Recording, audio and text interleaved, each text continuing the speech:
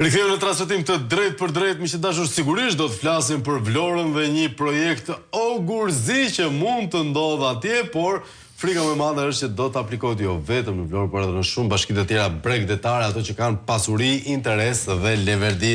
Atir të Hoxhën kemi në studio, e ka bërë rrugën në ditën e sotme. Mirëmëngjes Atir, mirë se erdhe. Mirëmëngjes, faleminderit për ftesën. Në lidhje video, siç jemi mësuar, megjithatë faleminderit që ke ardhur të na tregosh se çfarë drejtësisht është kjo Vlora Invest, që nuk është ekskluzive. Kemi dëgjuar edhe për Himara Invest, vendet me breg, me leverdi pronat. Çfarë nga fillon kjo? Çfarë zanafille ka? Mendoj që zanafilla kryesore dhe mendoj që insistimi më i madh i kryetares aktuale të bashkisë për ta miratuar këtë projekt vendim ka të bëjë me orekset e klientëve që qëndrojnë pranë mazhorancës, qeverisë, kryetares të bashkisë, kryeministrit, të cilët janë shfaqur si hije her pas here pranë Këshillit Bashkiak Vlorë në tentativën, në opinionin tim, në tentativën për të tjetërsuar sipërfaqe të konsiderueshme të teritorit bashkisë Vlorë.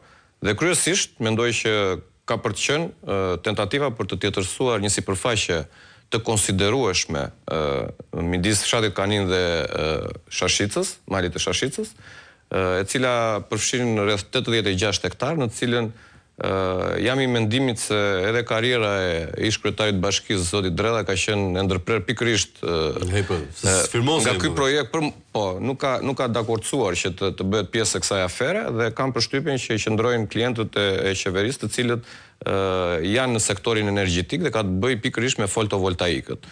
Përveç kësaj, mendoj që tentativa për të implementuar dhe me miratimi që i është bërë nga mazhoranca në Këshillin Bashkiak këtij projekt vendimi është një shkelje e hapur ligjore, një veprim kriminal do ta konsideroja, pasi edhe sikur po themi të zbatohet përpikmërisht ashtu siç është shkruar në projekt vendim, mendoj që është në shkelje të ligjit përveç qeverisë vendore, i cili pa arritur ke abuzimet me projektin edhe vetë ligjin që kanë bërë e kanë absolutisht, sepse vetë ligji për vetë qeverisë vendore e ka taksative. Thot nuk mund të delegohet kompetenca për përdorimin e pronës publike. Pra edhe sikur po themi që këta të zbatojnë ardhjen përsëri në Këshillin Bashkiak për ta miratuar, nuk mund të delegohet tek të tretët. Këta kërkojnë që pikërisht mbi bazën e këtij projekt vendimi të delegojnë dhe jo vetëm këtë pjesë për cilën unë citova, po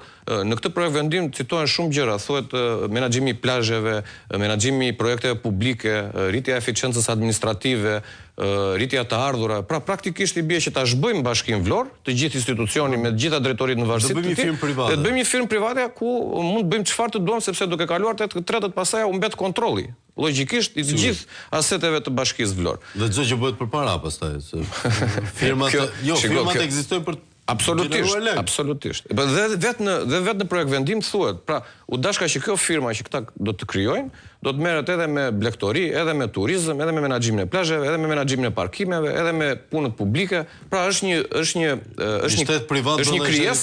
një krijesë e cila praktikisht nëse do të vihet në eficiencë, ashtu siç është shkruar në këtë projekt vendim, e zhbën totalisht bashkinë dhe institucionin varësi të Bashkisë Vlorë. Sepse nuk kam pse të ekzistojnë më nëse do t'i bëjë gjitha kjo firma private.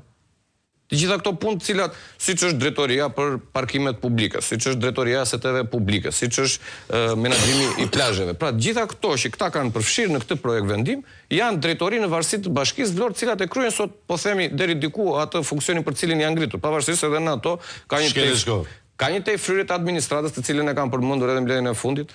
Imagjinoni, domethënë, Bashkia Vlorë sot paguan 7 këshilltar për kryetarin e bashkisë. Unë nuk e di, nuk jam bërë kurioz që të shikoj, po kam përshtypjen që edhe kryeministri nuk mund të ketë 7 këshilltar, do ketë 3-4 këshilltar. Bashkia Vlorë ka 7 këshilltar kryetare bashkisë. Pa folur pastaj për drejtora drejtorie, për gjithsa sektori, inspektore, të tjera. E kam thënë dhe në mbledhjen e fundit, kur shkon në Bashki Vlorë shikojnë që 2 janë ulur dhe 3 rinë në këmbë se nuk ka më karrige, ai shumë veta janë punësuar. Ka mbritur numrin në 1600 punonjës. Imagjino, dhe pjesa më e madhe e buxhetit të Bashkisë Vlorë shkon për rroga, sigurime shoqërore dhe shpenzime operative. Janë gati 22-23 milionë euro. Nga një buxhet i planifikuar në rreth 54 milionë euro, pra gati gjysma e këtij buxheti shkon vetëm për to. Imagjinoj pastaj çangelet për të bërë investime të tjera. Edhe në raportimin e fundit që kemi bërë, që kemi pasur në Këshillin Bashkiak nga Bashkia Vlorë lidhur me realizimin e buxhetit faktik, zëri investime ishte 45%. Ose i kanë lënë për këtë vit që është vit që do futemi në vit elektoral dhe do shpërthejnë. Po ka të bëjë edhe me... Nëse po të kishin shpërthyer, nuk do ishte në atë gjendje Vlora. Absolutisht. Unë e kam thënë dhe do vazhdoj ta them. Është një keq menaxhim i vazhdueshëm, përpos kësaj shtuar me këtë kryetarin e re dhe arroganca, sepse kjo mendon që i takon që të jetë në atë pozicion ku është, ndofta edhe nga ata njerëz të cilët e kanë sponsorizuar, midis të cilëve edhe disa biznesmen me drejtijet e tyre si ky administratori i famshëm i klubit sportit flamurtari, zoti Drizi, i cili është ai i famshëm i Albanias që do fluturonte, do bënte ato linje. Edhe shikon aty, pra është për të ardhur keq biznesmen si punë e këtij, pseudo biznesmeni që ndrojnë në krah djathtë kësaj zonjës edhe kur numërojnë votat edhe në takime publike. Pra këta janë ata të cilët mendoj unë japin atë tentativën për të shfaqur në mënyrë arrogante, por jam i bindur që qytetarët janë të qartë tashmë se kush është edhe çfarë përfaqëson kjo zonjë, dhe nuk përfaqëson kurse si interesat e tyre. Ky projekti kaq i çmendur dhe agresiv si Vlora Invest, po e quajmë për lehtësi komunikimi, a është eksperiment nga Tirana? Është shpikje vlonjate, çfarë çmenduri është kjo? Unë kam përshtypjen që direktiva duhet i kenë marrë patjetër nga Tirana, megjithatë është shfaqur kjo tentativë edhe në Bashkinë e Marë. Në Bashkinë e Marë unë kam marrë informacion që nëpërmjet disa këshilltarëve edhe socialistë, të cilët ndofta në atë ndërgjegjen e tyre nuk kanë shkuar deri në fund, po themi, të çmendurisë në të cilën ka mbritur Këshilli Bashkiak dhe përfaqësuesit e Partisë Socialiste, të cilët e miratuan këtë projekt vendim, atje ka dështuar projekt vendimi, ose ndofta edhe kryetari i bashkisë atje, ndofta edhe ai ka qenë pak më i ndërgjegjshëm se sa kjo zonja. Unë ja kam thënë, edhe kur është bërë mbledhja për miratimin e këtij projekt vendimi, thash, kjo tani ka marrë flamurin për të treguar gatishmërinë ndaj liderit global për t'i thënë që nuk e bën Vangel Tavo, po e bë Bruna Mersini në qytetin e Vlorës. Dhe për të thënë vërtetën, jemi mbledhur një ditë më mbrapa pasi dështojmë mbledhja që ishte planifikuar për miratimin e këtyre projekt vendime, dështoj sepse edhe këtu mendoj që disa këshilltar, të cilët thash dhe një herë e kanë atë, po themi ndjeshmëri, edhe thosh kjo është pa diskutim, sepse thash dhe një, unë u them ndonjëherë, është edhe për të ardhur keq. Një ditë bëra kështu si për edhe për verifikim. Vinë këshilltarët, nuk kanë asnjë dokumentacion përpara. Vinë lënë ato çantat, ato zonjat apo ato telefonat, ato zotrinët e tjerë dhe vetëm shikojnë. Në momentin që vin momenti i votimit, vetëm grën kartonin jeshile dhe thua ti, këta i kanë lexuar, i kanë kuptuar edhe i kanë miratuar. Absolutisht nuk duan të dinë, vendim politik. U jep kryetari i grupit të tyre të këshilltarëve u thotë që një ditë përpara që këto projekt vendime të gjitha duhet të votojnë, dhe ata vinë vetëm votojnë, nuk bëjnë asnjë lloj diskutimi, asnjë lloj debati për të përmirësuar. Dhe mendoj që është një tentativë e cila vjen nga Tirana, është e diktuar, kam përshtypjen nga kryeministri Rama, për të bërë këtë lloj, edhe për të shmangur deri diku përgjithësisht, sepse duke qenë se këti po i bien të gjithë në rrjetën e prokurorisë dhe të gjykatave, tani po bëjnë këto tentativat ekstraligjore për të shmangur deri diku përgjithësisht. Tani një sekondë, ma sqaroj këtë pjesë këtu. Rama i ka të gjitha bashkitë pothuajse. Po. Gjitha pushtetet. Ky privatizim edhe i ekzistencës së vullnetit politik të bashkisë, për çaj duhet, se praktikisht çdo pronë që ja vësyn mund ta marri, praktikisht çdo gjë që ishte Syria bëndora, thot një këngë vjetër. Shiko, Rama, kjo është privatizim ekstrem. Unë mendoj diçka tjetër, që Rama normalisht nuk e ka konceptin e shtetit. Për çfarë shteti? Për çfarë shteti? Mendojnë që ka marrë ato votat apo i ka vjedhur ato votat dhe ka grabitur të pushtet, dhe tani ky pushtet duhet të jetë në shërbim të tij dhe të gjithë njerëzve të cilët e rrethojnë. Dhe mendoj që kjo është, do të thënë, kjo është në optikën e tij apo në dëshirën e tij, zhbërja praktikisht e gjitha institucioneve. Po të shikosh bashkitë sot, në vend që të kemi decentralizim, kemi centralizim. Rama ka marrë çdo lloj kompetence. Pra në qytetin e Vlorës për shembull sot, për të marrë një leje ndërtimi, ti mendoje mos duhet të shkosh te Adelaida Rokaj që të çoj tek ai networku i famshëm i atyre arkitektëve, të cilët nga 15 apo 20 euro që ishte kosto për metër katror për ndërtuesit në Shqipëri përpara implementimit të këtij programi të madh të networkut të Ramës me këta projektuesit e huaj, sot jemi në 70-80 euro vetëm te këto kosto. Te projekti. Pa folur pastaj për rishfetet që edhe ato janë rritur edhe janë, sepse duke shkuar tek Rama rishfeti rritet, nuk është rishfet që shkon në një lokalitet të vogël. Pra, decentralizimi nuk e ka Rama në koncept. Rama ka centralizimin e çdo institucioni dhe marrjen e çdo kompetence që çdo gjë të shkojë tek Rama dhe të japi ai, okay. Për këtë është dhe kjo duke centralizuar, se këtë praktikisht e centralizon. Në momentin që ti kërkon të tjetërsosh një pronë publike, i thua Bruna Mersinit, çojë në Këshillin Bashkiak se atje kemi ato votat që kemi marrë, edhe nuk na duhet që do bëhet pak debat atje, do jetë ndonjë atir apo dy atir diku në Vlorë apo në Fier apo në Durrës apo në Shkodër, po mjafton ne do ta kalojmë dhe nëpërmjet kalimit në këtë forum, unë mendoj që ata kanë të kontrolluar çdo lloj afere pastaj që do të dodhin në të gjitha bashkitë. Pra bashkitë sot praktikisht, është për të ardhur keq, nuk kanë pothuajse më asnjë kompetencë. Bashkia Vlorë sot ka të drejtë kryetare e bashkisë dhe zyra urbanistikës të merret me ato tendat apo në një vetrat.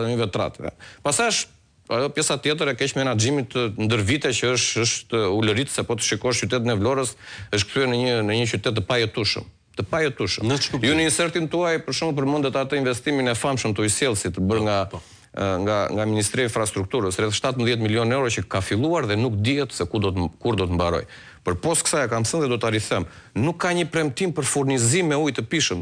Ky projekt thot përmirësimi me furnizim me ujë të pishëm. Pra nuk thuhet që do kemi ujë 24 orë, se po ja bënim halal edhe atë infrastrukturën e prishur apo të shkatruar, sepse do furnizoheshim me ujë dhe pjesë do të riparohej dhe infrastruktura. Vazhdon qyteti të jetë në të 4 anët e tij i shkatruar me kanale në të 2 anët e rrugës, firma 2T që është po prap firma e Ramës, Dramos Sako me të vëllezrit, vazhdon të bëjë si ti do i shefi në qytetin e Vlorës. Vlora nuk ka ujë, para 4 ditësh përsëri ishte pa ujë Vlora, 2 ditë. Me radhë pa ujë.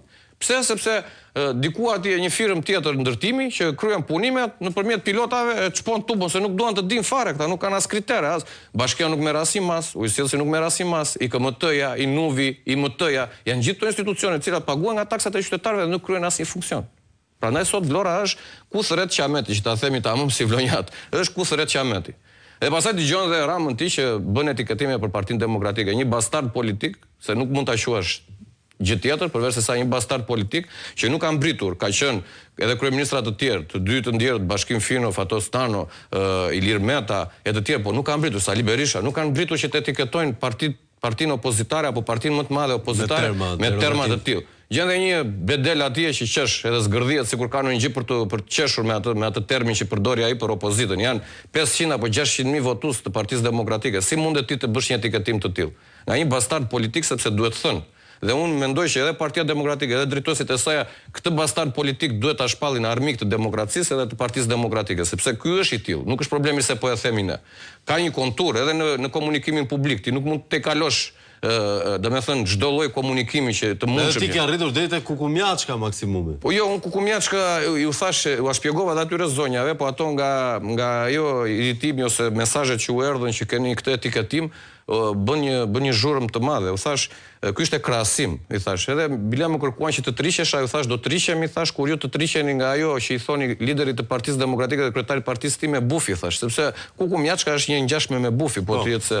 Kështu që ishte shumë e thjeshtë për mua që t'ua shpjegoja, por ishte shumë e vështirë për ato për ta kuptuar. Nuk ishte problemi se un kam mbritur në ofezë personale. U thash, ndryni si kukumjaçka, ishte krahasim, ua shpjegova, po.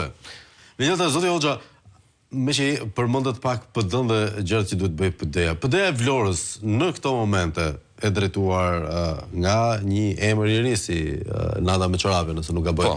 Çfarë duhet bëj? A mos ndoshta ju do të keni një qasje krejt të re, veçanërisht pas këtij projekti të çmendur siç është privatizimi i çdo shërbimi publik në vend? Shikoj, para njerë unë mendoj që Partia Demokratike me të mira dhe me të këqijat e saj ka gara të brendshme. Edhe një nga këto ishte edhe gara që ne kaluam tani dhe që zonja Meçorapa i mori mandatin për të drejtuar degën e Partisë Demokratike. Është një bashkëpunëtore imja ndër vite, është një vajzë që vjen nga familje shumë e vjetër dhe po themi e persekutuar e qytetit Vlorës, pra përfaqësohen edhe njerëzit të cilët kanë qenë deri diku po themi të papërfaqësuar në nivelet të larta. Zonja Meçorave ka qenë gjithashtu edhe deputete, është një nga demokratët qendrëstare dhe kontributore ndër vite. Mendoj që me energjinë e re të saj, mendoj dhe me të rinj dhe të rejat që janë afruar tashmë dhe janë pjesë e stafit të saj që po punojnë për të energjizuar Partinë Demokratike, mendoj që ka nevojë për një hapje, për një bashkim të plot,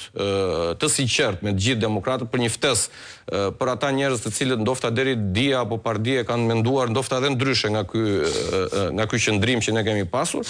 Mendoj që Partia Demokratike Dega Vlor, jo se kam qenë unë drejtuesi i saj dhe kolegu im i mpashëm zoti Shara, jemi përpjekur që të jemi prezant gjatë gjithë kohës në opozitarizmin në qytetin e Vlorës, pa diskutim që vështirësitë dhe vitet e gjata në opozit, aq më tepër në Bashkinë Vlorë që është gati për rreth 30 vitesh që drejtohet nga Partia Socialiste, që është për të ardhur keq, që e konsideron si çiflik të saj dhe plaçk për ta mjel dhe jo për të shërbyer qytetarëve, ka ardhur koha që në këtë periudhë të mbetur gati një vit nga zgjedhjet lokale, mendoj që me një energji të re dhe me një organizim të mirë të Partisë Demokratike, ne do të përballemi me këtë klik, me këtë grup njerëzish të cilët vinë vetëm për të grabitur pronën publike dhe taksat dhe tarifat e qytetarëve, mendoj që duhet përballemi fort për të tentuar që të kthejmë qytetin e Vlorës dhe Bashkinë e Vlorës në duart të një kryetari të bashkie i cili u përket qytetarëve dhe jo Partisë Demokratike. Nuk duhet mendoj mos që të themi që duhet ta marrë Partia Demokratike. Ty përkasi qytetarëve dhe normalisht forca më e madhe opozitare është Partia Demokratike, ajo duhet që ta udhëheqë këtë karvan njerëzish dhe duhet të bëhet e besueshme për qytetarët. Mendoj që riorganizimi sjell lëvizje brenda strukturave të Partisë Demokratike dhe jam shumë i bindur që me zonjën Meçorapaj në këtë detyrë ne do të kemi një hovë të ri në qytetin e Vlorës. Po në protestë tash nga prilli në Vlorë? Shikoni, kur e ka datën kjo për të kaluar kjo Vlora Invest? Kjo ka kaluar kjo Vlora Invest. Projekt ligji. Po, ka kaluar si projekt vendim. Tani çfarë ndodh?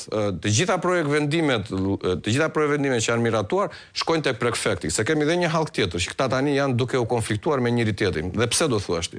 Sepse prefekti i Qarkut Vlorë ka kthyer një përgjigje në Këshillin Bashkiak, për cilin ne jemi njohitur para 2 ditësh dhe dije zyrtarisht sepse edhe ne si këshilltar të opozitës ishin drejtuar prefektit të Qarkut Vlorë për mos t'i dhënë lishmërinë këtij akti si një akt i palishëm, i cili thash edhe një herë, duke u mbështetur tek ligji 139 2015 për vetë qeverisjen vendore, bie haptazi ndeshme të. Nuk mund të delegohet prosja. Nuk mund të delegohet. Është e qartë në ligj, nuk është se nuk delegohet firma dhe është Erjovili kryetar bashkia akoma, jo më pushteti. Tani çfarë po ndodh? Po ndodh një konflikt tjetër institucional. Kryetari i bashkisë tenton të imponohet prefektit. Prefekti ka kthyer një përgjigje që thotë ky akt është akt me karakter individual, nuk është akt me karakter normativ, për cilin unë duhet të kthej përgjigje për të thënë që është i lishëm apo i palishëm. Dhe në këtë moment tani, zonja Mersini është në një agresion të hapur kundrejt prefekturës Qarkut Vlorë, duke i kërkuar që prefekti? Prefekti është ish kolegja jo në Këshillin Bashkiak, është një pedagoge, zonja Vis Alushi, ka qenë kandidate e Partisë Socialiste për deputete, por që unë, pavarësisht se është e Partisë Socialiste, duhet të shpreh atë vlerësimin tim, sepse kemi pas kolege në Këshillin Bashkiak, dhe për raste të caktuara, zonja Alushi ka qenë shumë e qartë, edhe në qëndrimet e saj. Dhe mendoj që dhe këtu, nga ana ligjore, zonja Alushi është në të drejtën e saj për të thënë që ky është një karakter individual, sepse është i tillë. Jo sepse e them unë, por sepse është një akt me karakter individual. Ndërkohë çfarë ndodh? Bashkia Vlorë është duke trysnuar të gjithë prefekturën dhe punën. Patjetër, për t'i kërkuar që këta të shprehen me dorë mos për të thënë që është i lishëm, sepse pretendojnë që nëpërmjet kësaj shprehje të prefekturës nuk do ta ketë të mundur që ta regjistrojnë në QKB këtë SHPK-n e famshme. Tani jemi duke parë se deri ku do të shkojë ky agresion edhe midis të njëjtës palë Partisë Socialiste, siç është. Kam nevojë për një ndër të fundit nga ana juaj, zoti Hoxha. Si mund ta përshkruani për publikun që po na ndek në këtë moment e vlonjatët dhe jo vetëm, një të tashme, një realitet ku ekziston dhe implementohet një shoqëri private që ka çdo aset bashkie në administrim, por ka edhe çdo shërbim bashkie si aset të vetin. Si është ky realitet? Kjo përditshmëri. Shiko, unë nuk mendoj që mund të jetë ky realitet, domethënë prandaj edhe të falenderoj edhe për mundësinë që më dhe që të përpiqemi të themi qytetarëve që kjo nuk mund të ekzistojë, sepse nuk mundet të zhbëjmë ne në vitin 2026 kur ne kërkojmë autonomi vendore, kërkojmë decentralizim, domethënë të shkojmë ne në implementimin e kësaj vepre kriminale, unë mendoj që është çmenduria më e madhe që mund të ndodhi jo vetëm Bashkisë Vlorë, dhe jam i bindur që nëse kjo do të kaloj pa shumë diskutime, atëherë kjo do të vazhdojnë në Durrës, do të vazhdojnë në Shkodër, në Imar, në Sarandë dhe të tjera. Është çmunduri, domethënë, është më shumë se sa kriminale. Domethënë, të zhbësh ti me një të rënd lapsit, gjithë institucionet, gjithë pushtetin vendor, sepse lideri global ka vendosur që ta anashkaloj tashmë edhe këshillat bashkiake, edhe kryetarët e bashkive, edhe nevojë për letra. Fare, domethënë, nëse nesër Bruna Mersini nëpërmjet një telefonate që mund t'i vi nga kryeministri Rama dhe t'i thotë që kaq hektar këtu, kaq plazhe këtu, këtë institucionin në varësitë bashkisë, po themi menaxhimin e parkimeve, maljet, paketa e këto të gjitha do t'ja japësh firmës tani dhe do t'i veçosh Këshillit Bashkiak një paketë të plot, ajo mund të vinë nesër dhe të thotë që nëpërmjet këtij propozimi do t'i ngelet praktikisht vetëm godina. Kjo është domethënë çmundëria më e madhe. Është te çdo lloj, domethënë, perceptimi që mund të ketë një shtetar, po edhe një qytetar i thjeshtë. Si mundet që Bashkia Vlorë të mos ekzistojë më, sepse do krijohet një SHPK, në cilin do emërojmë një administrator dhe ky administratori do të marrë gjithë asetet e mundshme që do t'i japi Bashkia dhe do bëj si të dojë pastaj, të futet me të tretët, të marrë 3%, të marrë 7%, 10%, 20%, domethënë është një çmunduri. Po ta heqë fare nga qyteti nëse pëlqen. Këtë nuk besoj se do mund të ndodhi dot me qytetarë, po praktikisht do ku heqësh shërbimet sepse deri tash s'është se kemi parë reagim nga blenjatët, ëh? Jo, shiko, dakord jam, po këto janë tentativë. Ai ka humbur patriotizmin blenjatët? Unë shpresoj shumë që jo, sepse në Vlorë ka gjithkohën reagim dhe mendoj që duhet të jemi ne më të zëshëm që t'i tregojmë se çfarë po ndodh, sepse këto janë tentativa ugurzeza në kuptimin edhe të publikimit të akteve, të cilat nuk mbahen gati deri diku dhe sekrete për mos të kuptuar nga qytetarët se çfarë ndodh dhe pastaj vë para faktit kryer. Do thon pastaj u miratuan Këshillin Bashkiak, po ja ju i keni sjell ata të Këshillit Bashkiak, e kupton, dhe për ta thjeshtuar, Flavio, mendoj që duhet me doje mos një reagim, jo vetëm qytetar, unë mendoj që duhet ketë një reagim edhe të institucionet ndërkombëtare, të cilat duhet të jenë në dieni të këtyre fakteve. Se ka shoqat bashkishe europiane. Po ka problemi që ndrojnë që ky nuk pyet për asnjë gjë, ky është ai lideri global që thash që ky shkel kudo dhe ky mendon se duke bërë në këtë formë, duke miratuar akte të tilla, mendon se ka të drejtë. Dhe ky është Kjo është pjesa më e keqe aty që mendon se ka të drejtë, megjithatë ishte shumë interesante, fraksion e tmerrshme ajo që parashikohet të ndodh në Vlorë dhe më pas në gjithë bregun, por edhe në bashki të tjera me Leverdis, do e bëjnë atje ku ju Leverdis një invest, një bashkia invest, kështu? Jo, thashu dhe një marë, se këto janë dy bashkit që këta klientët pranë qeverisë e kanë me merak shumë atë. U pëlqejnë këto. Do të jetë interesante për të parë se si do të vijojë. Faleminderit Atir Doxha që erdhi nga Vlora dhe do të rikthehesh atje. Dhe ne do të kalojmë në shkëputje të vockë fare publicitare. Pra shkoj se jemi ende shërbim